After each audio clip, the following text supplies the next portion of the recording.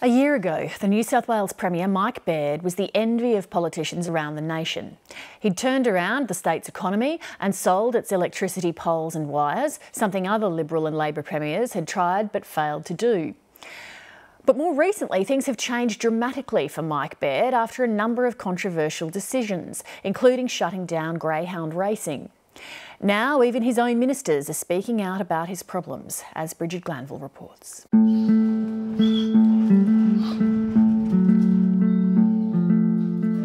It's race day in Grafton on the New South Wales North Coast, and Mick Hindmarsh is getting his dogs primed for their event. He's been breeding and training greyhounds for more than a decade, a sport he loves which provides his family's only income. We've invested all our life into this and, this is going to be my life until I retire. But what do you think you're going to do next year? I've just got no idea. Go on the donkey, I suppose.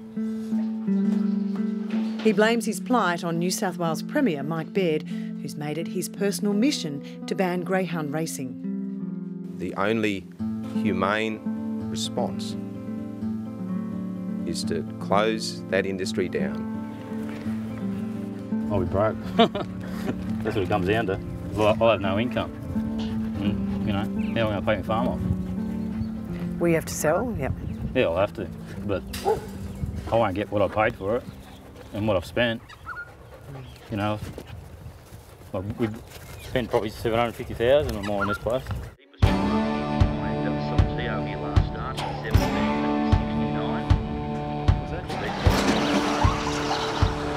The top prize money here at Grafton is less than $1,000. A meat pie costs $3.50 and the fashions on the field are t-shirts over suits. It's this culture surrounding the dogs which has meant it's been easy for many critics to position Mike Baird's decision as out of touch with Sydney snobbery.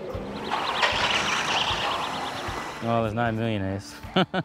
We're all hard-working battlers. Animal welfare groups applauded the bold political move of shutting down an industry. But now things are turning ugly within Mike Baird's own ranks. This bloke seems unprepared to change. In fact, he's stubborn. You've got now half the ministry, half of them opposed to the greyhound ban. I mean, they're talking to anybody, they're talking to me. Anyone who listens, they'll talk to. This is political bullying, and Michael Baird is becoming one of the biggest bullies we've ever put into Macquarie Street. He'll do it no matter what. No consultation with anybody. That's the guts of it. The whole thing was a disgrace. Powerful Sydney broadcaster Alan Jones has been scathing of Mike Baird's leadership style.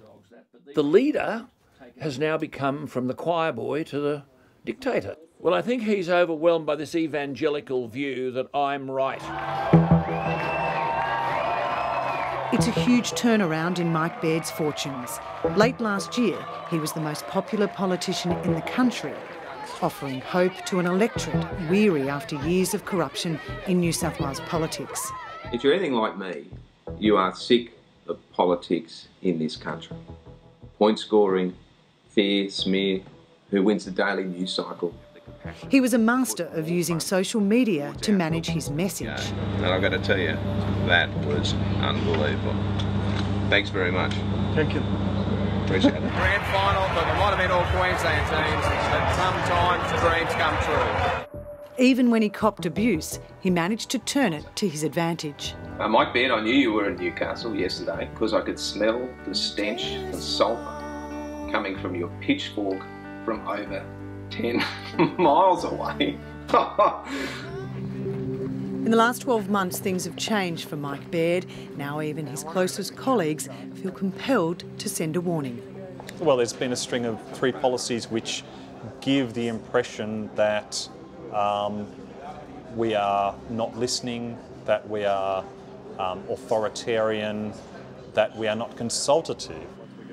There are also claims he micromanages and is too reliant on social media.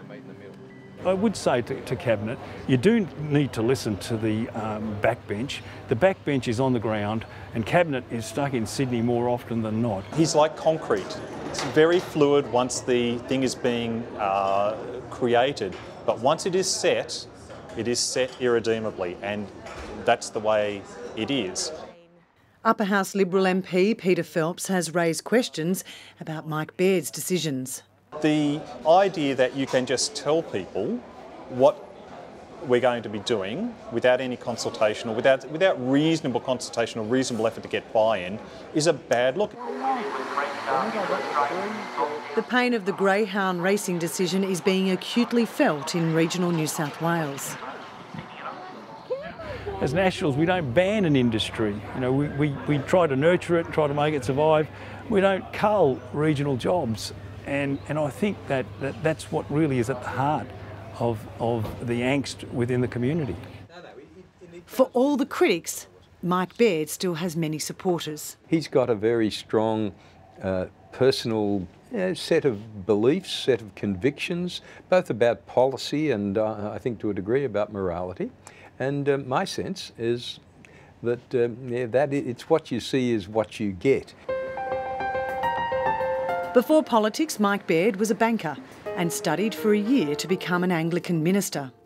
Former New South Wales Premier Nick Greiner believes Mike Baird found his calling in Parliament. I think even his worst critics, say now, would have to say that he's got courage and authenticity. He needed that courage to weather the storm over the state's controversial lockout laws. The laws were put in place to curb violence in King's Cross, but clubs and pubs have lost their late-night trade. And the younger demographic Mike Baird won over so quickly turned on him. You're a liar, Mike Baird, and a scumbag. You're a loser. You are a fool, an unpopular fool whose time in politics should be ceased.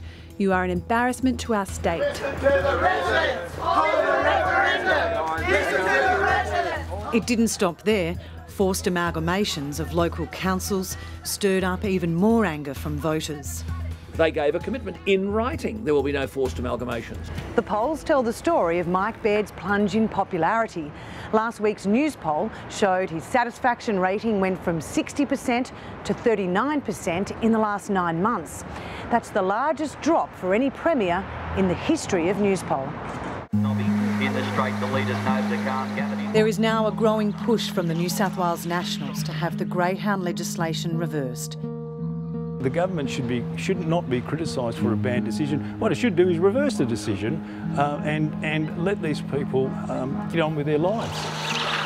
Even Mike Baird's supporters have questioned his greyhound decision.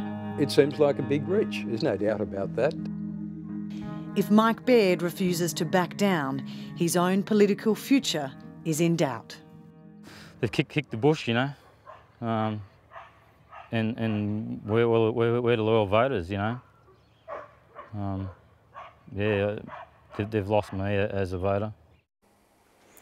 Brigid Glanville with that report, and we approached Mike Baird for an interview for that story, but he declined.